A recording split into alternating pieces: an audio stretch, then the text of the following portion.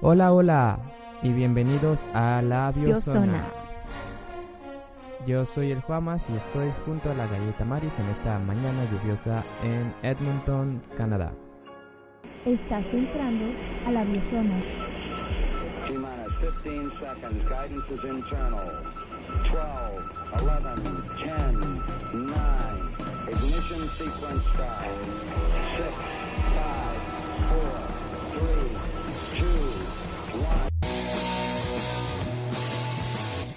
Súper lluviosa. Hasta parece que estamos en invierno, entrando en invierno otra vez. Sí, bueno, según yo era normal tener lluvia en primavera, Ay, pero parece que no sé. no sé. Nunca yo- sé bien eso de las estaciones, de cuándo es y cuándo no, porque bueno, crecí en Ecuador y era solamente 2 estaciones. Invierno Eh, y verano. Sí, era como lluvia y no lluvia, pero llovía como en abril. Ajá. Entonces, y eran 12 horas y 12 horas, no había cambio de horario, era lo mismo, muy estable durante todo el año. Sí, pues en México tenemos las 4 estaciones y Según yo no creo. bueno, es que antes se veían más, o sea, estaban más marcadas que ahora. Creo que eso del calentamiento global y el cambio climático están re duros, porque sí se nota muchísimo. O sea, yo me acuerdo cuando decían, ya empezó la primavera y bailabas en la escuela y todo, y se notaba, o sea, sí eran muy marcadas las estaciones, pero ahora es así como dices, o sea, nunca sabes, a veces llueve, a veces no, a veces hace frío, a veces hace un calorón, y a veces se supone que ya es primavera y hace un montón de frío, ¿no? Entonces, quién sabe. Sí, No lo se ha sabemos. extendido un poco, porque yo no recuerdo así, de repente dicen que es primavera y se ve igual. En otoño a veces algunos árboles pierden algunas hojas, pero no. No es tan Pero notorio. no es que no sea notorio, pero todo el año los árboles tiran hojas, Sí, entonces no es tan así. Invierno también, pues un poco más fresco. Quizá el invierno se ve un poco más claro, pero la primavera y el otoño son más difusos. sí, exacto. Y acá que estamos hasta arriba, sí se nota así. Un día empieza la primavera, un día termina y empieza el verano, un día termina y empieza el otoño. Y el invierno. Con el invierno es un poco más raro porque fluctúa a veces. De repente neva en septiembre a finales, Ujú. o u octubre incluso. Y va y viene hasta ya que ya está bien entrado el invierno y ya se mantiene. De vez en cuando baja un poco, sube un poco la temperatura, como que fluctúa. Pero sí, también Sí. la gente que vive aquí dice que antes era mucho más frío. Ahora en este invierno tuvimos -30 unos cuantos días. Fue una semana muy fría, con el máximo, bueno, el mínimo a -30 por un par de días. Pero antes este -30 se mantenía por más tiempo. Sí, Una buena parte del invierno era esto a -30. Y eso hace unos 20, 30 años. O sea, hace, poco realmente. bueno, ¿No? un tiempo considerable. Ujú. Pero antes sí era así. Sí, y ahora que en abril sigue nevando y no sé qué. Porque todo el mundo decía que era extraño, ¿no? Que nevara en abril. Abril muy, muy avanzado. Es extraño, ¿no? Sí, bueno, siento que no es tan raro, es como de repente una brisita, es que está muy cerca del polo norte, entonces Ujú. como que un frente frío llega así. Ajá. Tantito pega el aire de allá arriba y ¡pum! Neva. Ujú. Sí, Bueno, bueno. vamos a darle inicio a nuestro episodio de Labio Zona. Turum. Tarán, tarán, tarán. Como si fuera agua. Necesitamos que escuchen la biozona. La biozona. La biozona.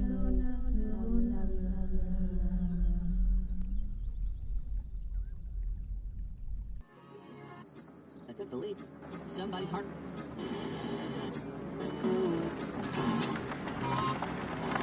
Está sintonizando a la Biozona. Muy bien, entonces el día de hoy vamos a tratar algunos temas introductorios.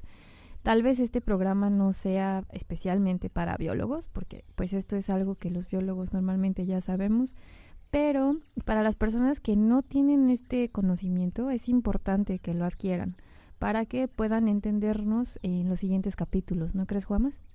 Ujú. Es cosas sobre la evolución y creo que Ujú. sí hay que hablarlo un poco más porque mucha gente sabe sobre evolución, ha oído el término evolución, Ujú. pero también hay muchos malos entendidos sobre qué es la evolución. Porque, bueno, estaba este debate de la evolución versus del creacionismo y demás. Entonces, muchas personas crecieron con la idea de que la evolución dice que venimos de los monos Sí. y que eso es la evolución, entonces que obviamente está mal porque no, porque hay monos allá afuera y ahí estamos nosotros, entonces no pudimos haber venido de los monos porque todavía hay monos. Ese es un malentendido muy Común. grave, muy común, Sí. pero así no son las cosas. Entonces vamos a tratar de recapitular estos conceptos de biología y qué es la evolución, qué nos dice la selección natural y otras cosas. Exacto. Y bueno, en general como todas las fuerzas evolutivas, ¿no? Porque Ujú. también la mayoría de las personas solamente conocen o hablan de la selección natural, pero en realidad hay otras cosas, ¿no? Hay otras fuerzas evolutivas que impulsan el cambio o que impulsan la evolución, ¿no? Así es. Y primero, habría que aclarar qué es la evolución. La evolución es un hecho. Ujú. Los grupos de organismos evolucionan, los taxones evolucionan. Y eso es un hecho.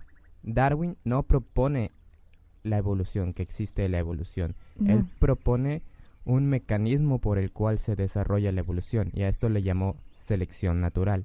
Exacto. La idea de la evolución venía flotando en el ambiente científico, en el ambiente académico por mucho tiempo antes. Incluso desde Parménides ya se venía hablando de esta transmutación, solo que las ideas estaban un poco flotando en el aire. No había nada como para realmente explicar Exacto. el cambio y este tipo de cosas, como delimitarlo a la esfera biológica. Se hablaba de transmutación de muchas cosas y por ejemplo, para explicar el origen de los humanos, los griegos decían esto de que había mitades que se juntaban y formaban Ujú. personas y cosas así. O sea, las ideas estaban como volando por todas partes. Sí, exacto. Luego viene como que la biología y todo esto. Más científico. No, bueno, no tanto la biología, más bien como el naturalismo. Se empiezan a catalogar criaturas y demás. Y se crearon muchas formas de catalogar a la vida. Muchas formas. Empezamos a ver este nacimiento de ponerle nombres en latín a las cosas como una descripción.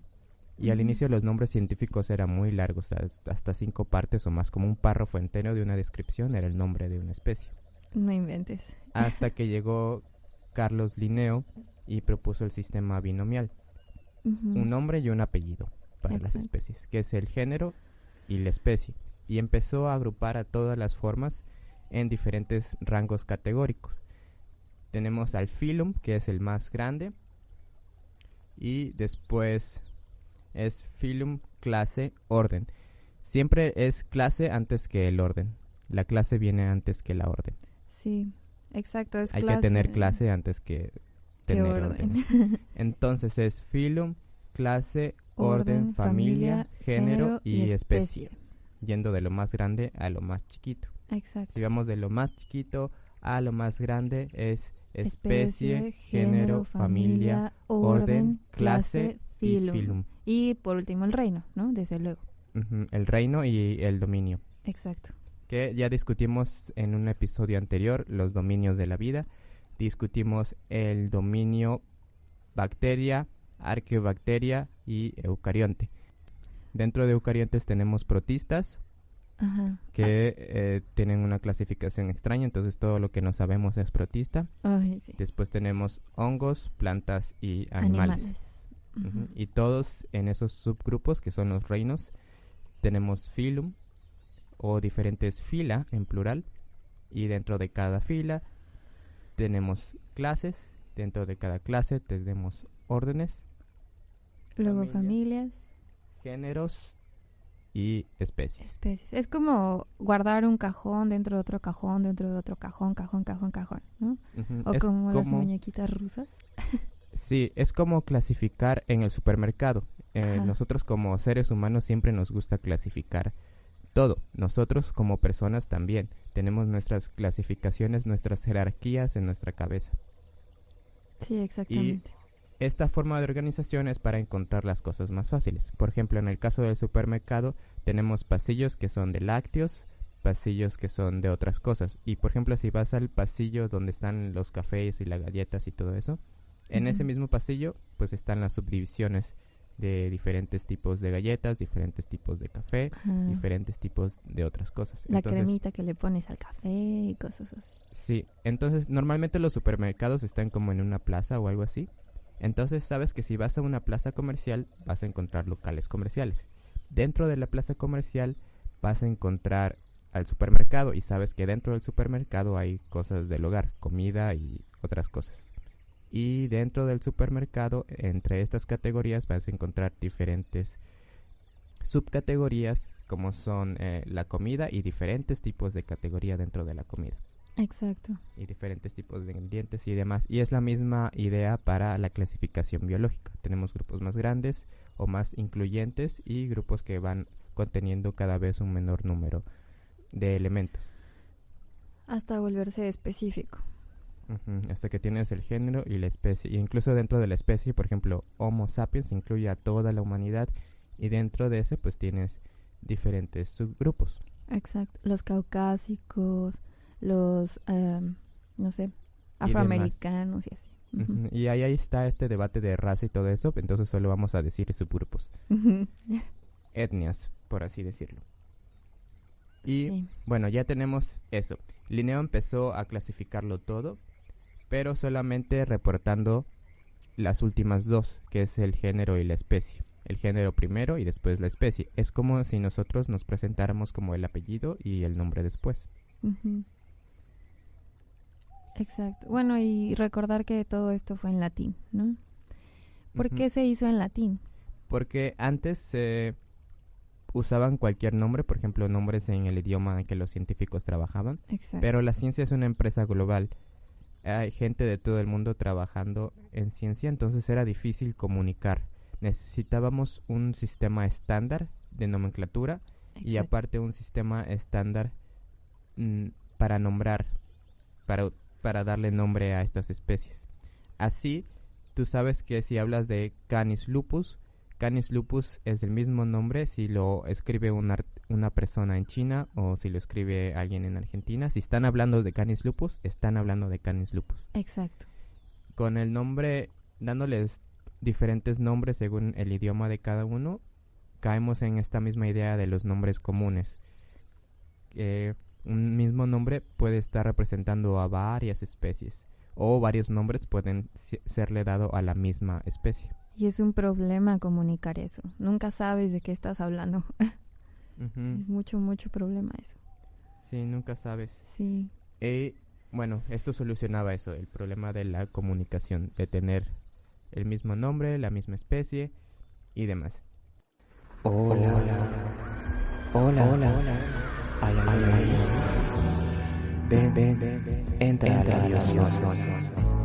Si quieres formar parte de la biozona, envía un correo a contacto@labiozona.com.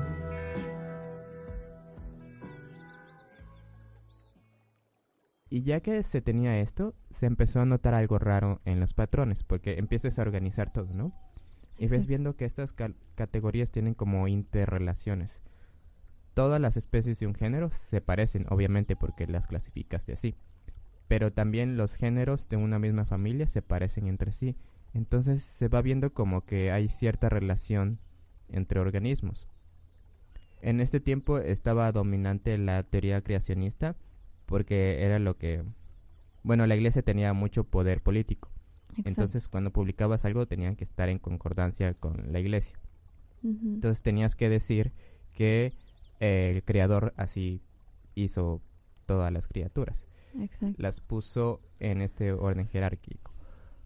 Pero estaba muy raro. ¿Por qué necesitabas tantas especies de roedores, por ejemplo, si cumplían básicamente la misma función y demás? Entonces ya después otros autores fueron como metiéndole a este tema de la evolución, pero más como una idea. Había esta idea de que las cosas iban cambiando. Eran como dos ideas filosóficas opuestas. Esta es de que las cosas iban cambiando constantemente todo el tiempo y esta idea contraria que es que las cosas son como son y siempre han sido así. Exacto. Y ocurría lo mismo en la esfera de la física, de si el universo era estático e infinito y siempre ha sido así, o si el universo se estaba expandiendo y demás. Exacto. Eso es casi en la misma esfera que filosófica de la que estamos hablando con la biología, de si las especies siempre han sido o si las especies van cambiando. Exacto. A eso es a lo que le llamaban fijismo. ¿Recuerdas eso? Uh-huh. Que... Fijismo y transformacionismo. Exacto. El fijismo es el que decía que todos los organismos, así como los ves ahorita, aparecieron hace muchos años y nunca han cambiado, que siempre se han mantenido iguales, ¿no? Y el transformacionismo, no recuerdo, es el que habla más de como del cambio, ya sea gradual o no, pero que los organismos no son iguales a desde que aparecieron hasta ahorita, ¿no? Son como los principales ideales que había. Sí, y dentro de este transformismo empiezan a haber diferentes nociones de transformación también. Exacto. Estaba esta idea de la degradación de las especies. Empezaba gente a decir que las especies tenían un centro de origen, uh-huh, donde eran creadas perfectas, lo digo entre comillas, citando a lo que decían, que aparecían perfectas y conforme se iban desplazando, iban degradándose, entonces iban cambiando. Y uh-huh, habían diferentes nociones aquí de si empezaban en el norte y se iban degradando hacia el sur, hacia los polos, o si empezaban en los polos y se iban degradando hacia los lados, ¿no? Hacia los nortes.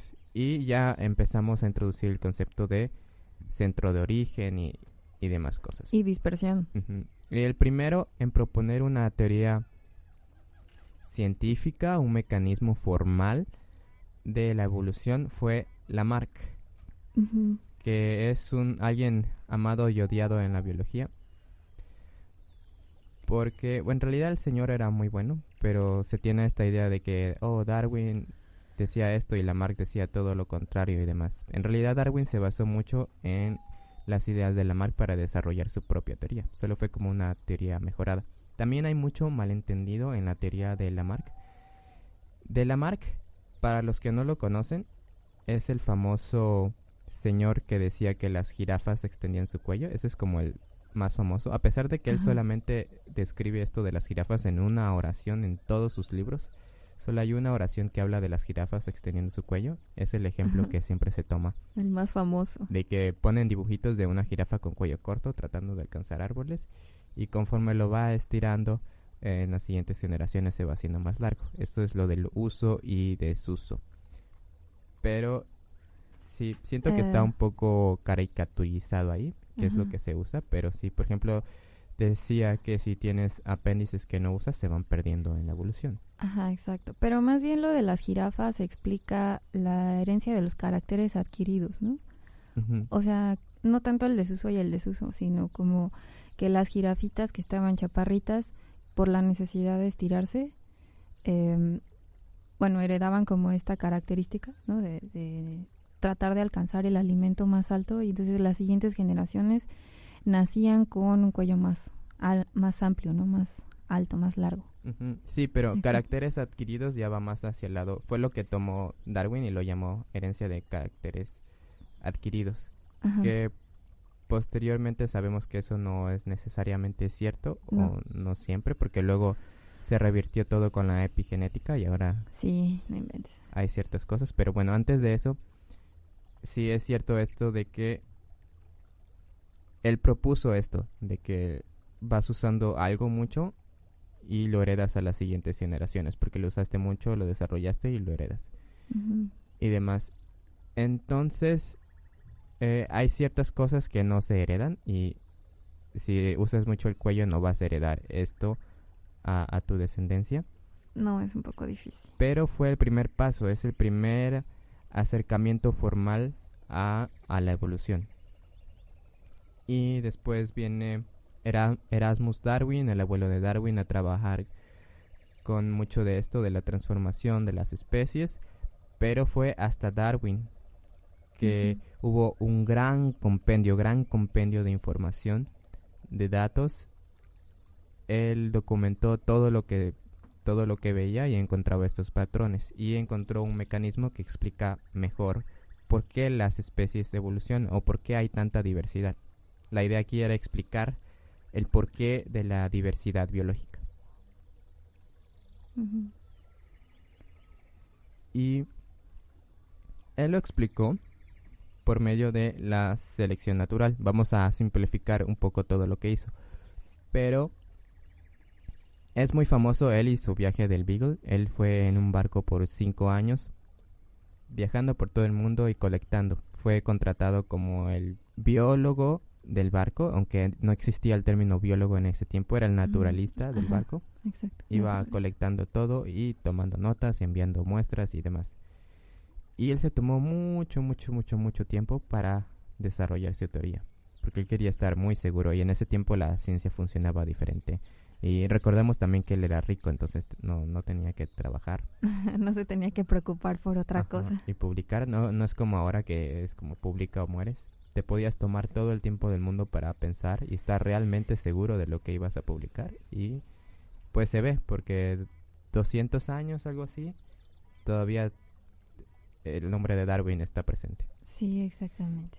Entonces, él lo que hizo fue hacer un compendio de toda esta información que había y tomó también aspectos de otras ciencias, como de la geología. Tenía este Ujú. concepto del tiempo geológico, porque uno de los problemas para explicar la evolución es que de todas las ideas que se tenían, se necesitaba mucho tiempo para explicar tanta diversidad. ¿Sí? Porque Sí. la evolución es un proceso lento. No importa el proceso que hayas ideado para la evolución, cualquier proceso que pienses para la evolución tomaría mucho tiempo. Y si no tienes este contexto geológico de cuánto tiempo ha estado la Tierra aquí, pensarías que no hay tiempo suficiente para que evolucionen todas las formas de vida a partir de una sola célula ancestral. Y era mucho este debate con la iglesia de que si la Tierra solo tenía 6.000 años y demás. Y mucha gente fue haciendo experimentos y algunos se acercaron un poquito, pero en realidad la Tierra nos deja muy atrás en nuestro poder imaginativo de edad. Ahora decimos 4.500 millones de años y lo decimos muy fácil, pero 4.500 millones de años es algo casi imposible de imaginar. Yo diría que es imposible en toda su dimensión. Sí. Entonces ya teniendo un contexto geológico dices, sí, bueno, sí hay tiempo. Y después Darwin leía mucho sobre economía. Leía a Malthus y a otros autores de economía. Y veía que la economía tenía un papel preponderante en lo que evolucionaba. ¿Cuáles eran sus observaciones básicas? Él veía que cada año las especies generaban muchísimos hijos, muchísima descendencia, y que no toda esta descendencia sobrevivía. Entonces claramente había como una batalla por quien sobrevivía. Había una supervivencia diferencial. Si vemos, por ejemplo, las ranas, que generan un montón de renacuajos. No todos esos renacuajos van a llegar a ser adultos. No, exacto. Ahí es donde existe una presión de selección. ¿Y qué es lo que hace que algunos de ellos sobrevivan? Es si tienen ciertas características que los hacen ser un poco más aptos para el ambiente. Exacto. Si son un poco más aptos, tienen más probabilidades de sobrevivir y llegar adulto y dejar descendencia. Y esa descendencia va a ser un poquito más apta que la descendencia de los demás miembros de la especie. Exacto. Y esto, traducido en generación por generación, va a ir generando un cambio con cierta direccionalidad o no, depende de la presión de selección, y vas a producir una nueva especie. Si la presión de selección es la misma, vas a tener evolución direccional. Digamos que hay un depredador que se come a los renacuajos.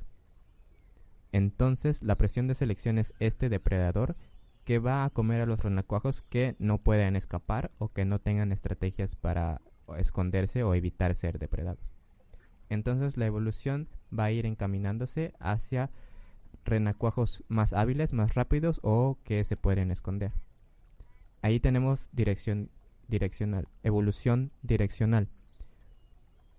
Pero, por ejemplo, si desaparece el depredador de esta área, ya no va a estar esa presión de selección. Entonces, puede que es un periodo muy seco y la presión de selección ahora entonces va a ser el agua. Poder sobrevivir con menos agua. O nutrientes, poder sobrevivir con menos nutrientes o ser más hábil a la hora de buscar nutrientes. Entonces, como los ambientes son siempre variables, la evolución no siempre es direccional. Tenemos como camino aleatorio que va a depender del ambiente. Es por esto que esta noción de evolución como progreso es un poco confusa o que te lleva a conclusiones un poco erróneas, porque la evolución no siempre va hacia un camino. Hay periodos en que sí, porque la presión de selección es la misma sobre periodos largos, pero no siempre necesariamente llevas hacia el progreso, solamente hacia ser más apto para un ambiente determinado. Cuando cambia el ambiente, esas adaptaciones que tienes ya no son útiles y tienes que cambiar. Si no cambias, ¡pum! El chiste es poder adaptarse. Exacto. Todo es azaroso. Siempre. Entonces por eso nunca sabemos qué dirección lleva la evolución. Es por esto que, ya que tienes los productos transgénicos y demás, que son un problema, porque cuando haces productos transgénicos están adaptados a cierta presión de selección y todos son iguales. Entonces, digamos que tienes un producto transgénico que está muy adaptado a evitar ser comido por otros insectos. Por ejemplo, tienes una planta de banano y es muy resistente a ciertas plagas. Como es muy caro y muy difícil hacer esto, haces que todos sean iguales. Todos tienen este gen que les permite evitar a los depredadores. Pero si hay un cambio en el ambiente, por ejemplo, es más seco o un poco más húmedo ese año, o llega otra plaga, como toda tu plantación tiene la misma carga genética, no van a poder responder a este cambio y tu plantación va a ser devastada. Exacto, no hay chance. En cambio, cuando tienes una población natural, es un poco más diversa porque tienes diferentes familias de genes interactuando. Tienes como una población normal en una ciudad, por ejemplo, que tienes gente de todos lados. Si tienes tu plantación así, cuando llega una plaga se va a terminar a muchos, pero no a todos. Va a haber resiliencia en tu plantación, porque no todos tienen la misma carga genética y no la va a devastar al mismo nivel que si todos fueran una clona. Exacto. Ese es el problema de los monocultivos, ¿no? Es como muy sonado ese tema, que todos tienen la misma carga genética, entonces cuando viene un cambio o una plaga o algo, todo el cultivo pues va para atrás porque pues no tiene manera de, ¿no? Sí, no hay variación. Porque generalmente los cultivos son todos clonas, no tienes reproducción sexual, porque también es caro y difícil tener toda una plantación donde todas las plantas son producto de reproducción sexual. Casi siempre lo que tienes son clones. Exacto, pero es un problema, ¿no? A final de cuentas. O sea, solucionas un problema, pero encuentras otro. Sí, el problema de hacer selección sexual, bueno, tener una variabilidad genética en una población toma mucho tiempo y demás, y ahora tenemos este problema de la sobrepoblación y necesitamos generar más comida. Y bueno, está esta idea también de que en realidad no necesitamos generar más comida, sino transportarla más eficientemente, pero esa es otra idea. En lo que conseguimos transportarla más eficientemente necesitamos generar más y más comida, entonces necesitamos usar transgénicos y ese tipo de cosas, pero... Exacto. Sí, realmente la reproducción sexual es súper importante porque es básicamente lo que te da la variación y lo que permite que las especies puedan de algún modo defenderse, ¿no? Por la carga genética o la variabilidad que tienen en sus genes. Sí, volviendo al ejemplo de las ranas, tenemos durante la reproducción sexual hay un intercambio en un reacomodo. Entonces todos los renacuajos tienen como más o menos el mismo genoma, bueno, tienen el mismo genoma, pero está organizado un poquito diferente. Es por esto que a pesar de que si tienes un hermano, a pesar de que ambos son hijos de los mismos padres, no son exactamente igual. Hay un reacomodo en los genes. Entonces eres un poco diferente a tu hermano. Exacto. Un poco diferente a tus primos. y así.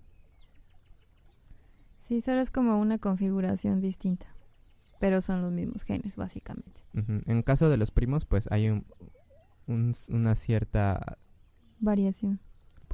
hay una cierta variación porque tienes a tu tío político o tu tía política que Ujú. ingresa genes a la familia que no están ahí. Exacto. Ujú. Pero compartes un cierto porcentaje de esos genes con el primo, ¿no? Es menor el porcentaje que compartes con un primo que en un hermano, pero a final de cuentas tienes algo en común. Sí, una vez leí en un libro que debido a este fenómeno, si tu hermano tiene 2 hijos, es como si tú tuvieras uno. Están ahí tus genes regados. Ajá. Y si tu primo tiene 4 u 8 hijos, es como si tú tuvieras también un hijo. Entonces, si toda tu familia tiene hijos, tú no necesitas reproducirte para que tus genes pasen a la siguiente generación. Ay, qué bueno. Ujú. Fiuf. Nos salvamos. Ujú. Así que Sí. dejen a sus hermanos tener hijos si ustedes no quieren. Igual sus genes van a pasar a la siguiente generación. Sí, esa es como otra idea también, ¿no? Que, como en resumen de lo que hemos estado diciendo antes de terminar, que todos los organismos, pues, básicamente cumplen su función biológica cuando se reproducen, ¿no? O cuando logran que sus genes se queden. Es como parte de las ideas que decían los evolucionistas, ¿no? Como Darwin y eso. Sí. Ujú. Sí, es bastante importante. Pero tenemos soluciones. Eso es lo bueno. Ujú. Bueno, ¿a qué hemos llegado hasta aquí? Entonces tenemos esta supervivencia diferencial y tenemos la herencia. Ujú. A veces, hasta ahora hemos hablado de cómo los genes van pasando y van reacomodándose. Y la selección natural es esto, este ambiente que va a actuar sobre la variación que ya hay. Cuando tienes muchos renacuajos, la selección va a ser que algunos sobrevivan diferencialmente y otros se mueran. Entonces estos van quedando. Pero si se dan cuenta, no hemos dicho qué es lo que produce el cambio. No.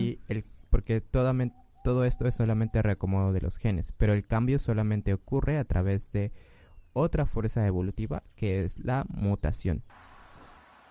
La mutación es cambios en los genes y la mutación puede ser muy lenta porque la mutación no tiene una dirección, la mutación es azarosa. Puedes tener cambios que sean perjudiciales. Cuando tienes una mutación deleteria, esa descendencia no va a sobrevivir demasiado. Puedes tener una mutación neutra en la que pues, no te confiere ninguna ventaja, ninguna desventaja, o una mutación que sea ventajosa y te dé cierta ventaja, pero solamente un poquito más. Exacto. Entonces, debido a esto, la evolución es muy lenta, porque no tiene una dirección, es aleatoria. Y es la selección natural la que te va dando cierta dirección. Exacto. Además es lento el proceso porque tienes los mecanismos de reparo del ADN. Normalmente las polimerasas no se equivocan. O si se equivocan o hay algún factor externo o interno, normalmente aparecen como estos mecanismos de reparo, ¿no? Sí, entonces, la polimerasa es esa proteína que va copiando el ADN. Exacto, entonces si se llega a equivocar, llegan los mecanismos y lo reparan.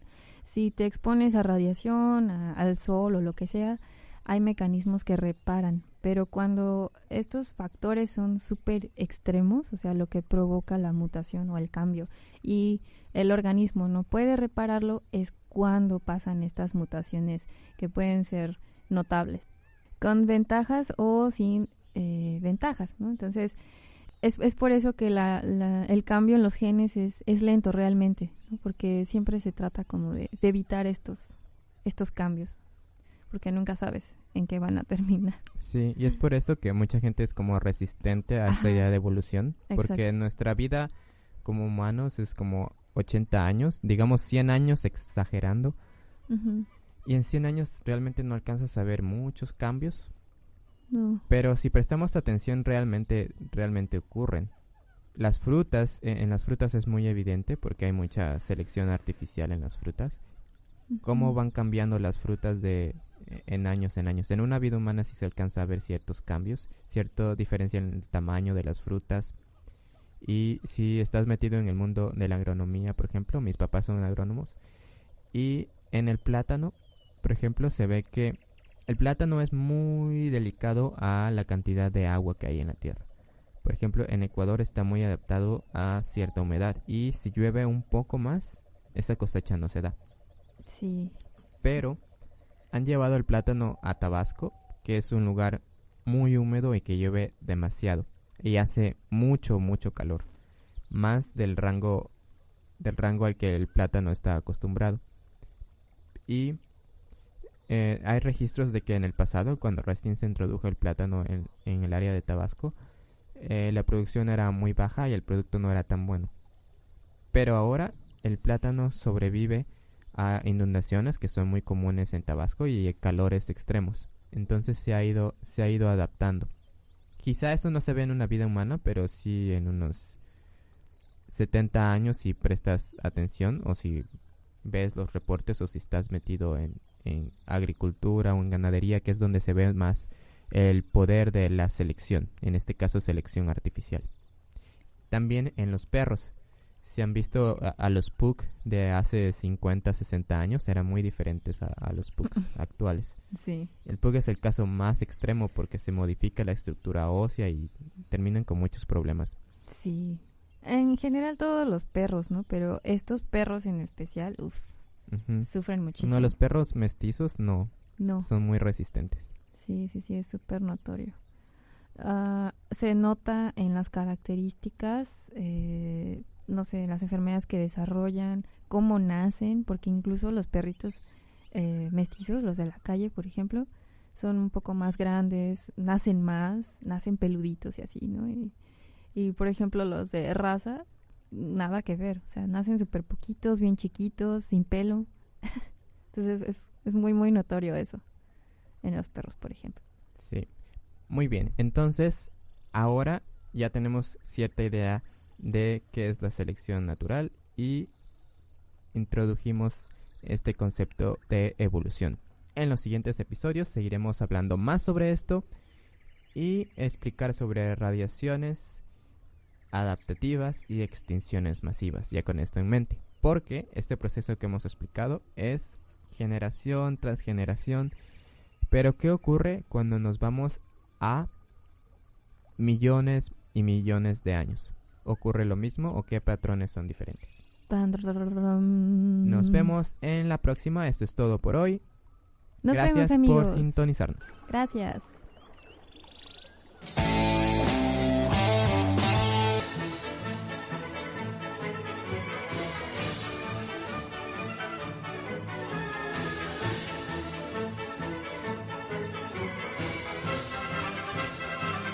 Esto fue La Biozona.